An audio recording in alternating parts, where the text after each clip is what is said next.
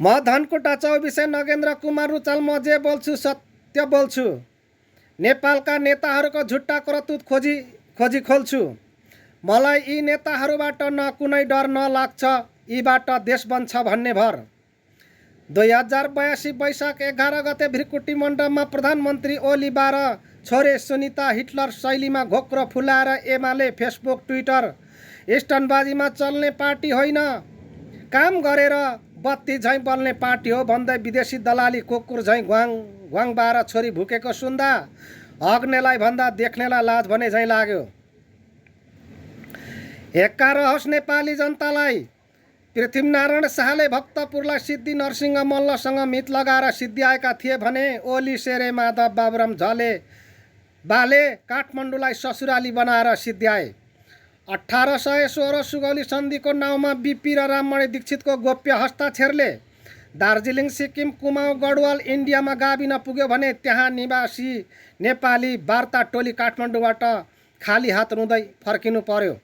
आज बिपी र राममणि दीक्षितको कारण सिक्किम दार्जिलिङ कुमाऊँ गढवाली नेपालीहरू नेपाल धरतीमा त हामीलाई आमा सम्मत भन्न देऊ भन्दै नेपाल सम्झिनु परेको छ।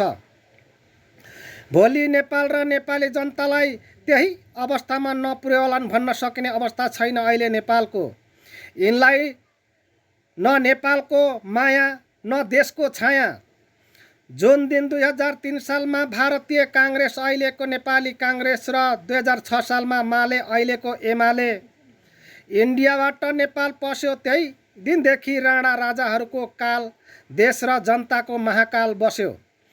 2007 सालमा राणा, 2046 मा पञ्चायत, 2051 मा मदन भण्डारी र जीवराज आश्रित, 2052 मा 10 वर्षे जनयुद्ध, 2058 जेठ 19 शुक्रबार वीरेन्द्रको वंश विनाश, 62-63 मा राजा ज्ञानेन्द्र शाहलाई दरबारबाट लखेड्दै विदेशी दलालहरू, गणतन्त्र, धर्मनिरपेक्ष, सङ्घीयता, जातीयताको नाममा सिङ्गो महिला पुरुष जातिलाई विभिन्न जातको नाममा वर्गीकरण गरी व्यवस्थापिका कार्यपालिका न्यायपालिकामा कब्जा जमाई सुरक्षा संयन्त्रका नेपाली सेना, नेपाल प्रहरी, नेपाल सशस्त्र प्रहरी बललाई नै पार्टीको झोले बनाई नेपाल र नेपाली जनतालाई आफ्नो कब्जामा लिन सफल भई आज नेपालमा मनपरी तन्त्र चलाइरहेका छन्। ओली शेरे प्रचण्डे बाबुराम माधव झलेबाट छैन देश बन्ने आश। नेपाली युवा युवतीलाई बनाए विदेशीको दास र बास।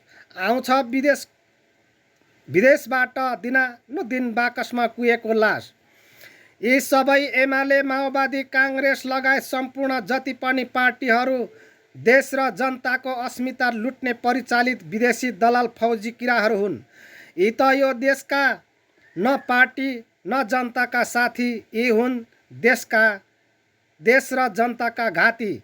यिनै ज्यानमा र गौमा र भाइमाराहरूलाई जनता पनि लगाइदिन्छन् दुबोको माला र फुलपाती। त्यसैले यी अपराधीहरूबाट टाढा रहनुपर्छ भनी नेपाली जनताहरू भन्दै बिदा चाहन्छु। धन्यवाद।